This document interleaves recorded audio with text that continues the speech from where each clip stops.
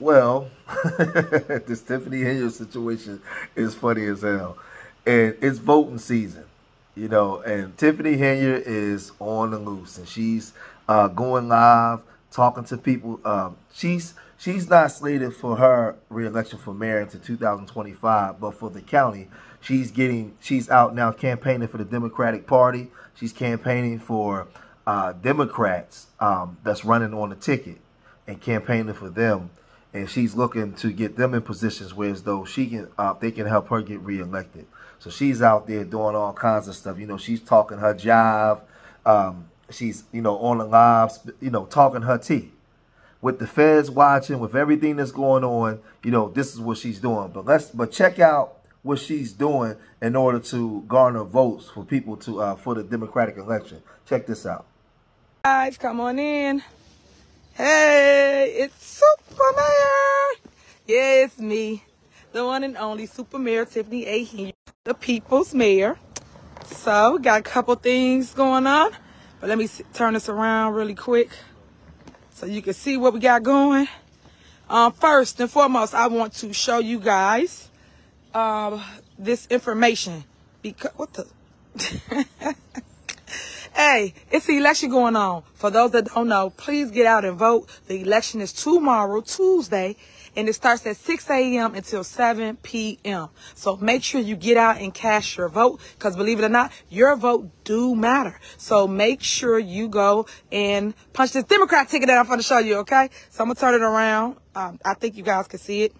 So this is the endorsed Democrat ticket that I'm supporting. You guys know I'm all for Joe Biden. Y'all see Jonathan Jackson, Robin Kelly, Gloria White, baby. Punch 72. Punch 72 for the 29th district. Gloria White, Carrie Steele, and her crew. I just wanted to show you guys that this is the ticket. Make sure you take it in the polling place with you. People will be out passing this out. We also send text blasts, email blasts, you name it. And you know me, I'm always on the street. So this is the complete ticket here. But I just want to make sure you supported everyone on the ticket. You see Larry Rogers on there. Punch 112. And that's 112, guys, for Larry Rogers. And also your judges. That's something that a lot of people don't tend to look into. But you should look into your judges. Know who you're voting for. I keep telling people, do your research. Well, this woman is talking about mental health. All the people that's on that ballot that she would tell you to go vote for, I'm not voting for. I'm not voting for none of those people. So she's going down the list and she's talking about these people, knowing if I was somebody that was running on that ballot, I wouldn't want her to mention my name at all. The way she's been embroiled in so many allegations and all this stuff is on the news with the feds watching and so much stuff, I wouldn't want to be nowhere near her. She's like a ticking time bomb. So she's telling that she's going to vote for Joe Biden. Do you see what's going on in Chicago right now? With the migrant crisis and with the way black people is feeling about Joe Biden, and you're sitting right here in a town 20 minutes out, 15 minutes outside of Chicago, and you're telling people to vote for Joe Biden and all these different people. What are we talking about here? This is insane. This lady's crazy. This lady's crazy. But then she goes down to the food pantry. And y'all remember the woman that was actually trying to open up a shelter for women in the food pantry? Y'all remember her? Check this out. Of Dolton residents filled this room at Lester Long facility Saturday morning for an event with the trustees. The special guest speaker, Dr. Nicole Scott. We just got to keep pushing forward. She's the founder of American Association of Single Parents and says she's been running into problems with the village over plans to renovate her property downtown and to expand their food pantry, Free Indeed Market. Last year alone, we served over 20,000 individuals, and we need to expand, and they will not allow us to do that. Since last July, she's been trying to get approval for permits and licensing from the village with no movement, she says, and now believes Mayor Tiffany Henyard and her administration may have special interest in her property. I think their goal and hope is to take the property from us, to get it through eminent domain. NBC5 reached out to the village of Dolton asking about Scott's specific case. The village administrator telling us in a statement, quote, "We are deeply disturbed by Dr. Nicole Scott's false allegations. She has not fulfilled the requirements in order to secure permits by the village of Dolton under the village code." He goes on to cite property tax issues and says the property has also failed multiple inspections. What they're saying saying is not true. It took them 6 months to tell me that the things that I submitted were not sufficient. So on the ballot, she wanted to create a community. Actually had in the past already a mental health program going that was actually basically dismantled. Yeah. There were a lot of tricks, or not tricks, but just things that weren't working for a little while, you know, mainly because of COVID. I mean, obviously you just can't, you know, you just weren't able to do a lot of those things for a little while. But then after coming out, it just wasn't really put back together, basically. So the township already had a mechanism for that. We were already doing it.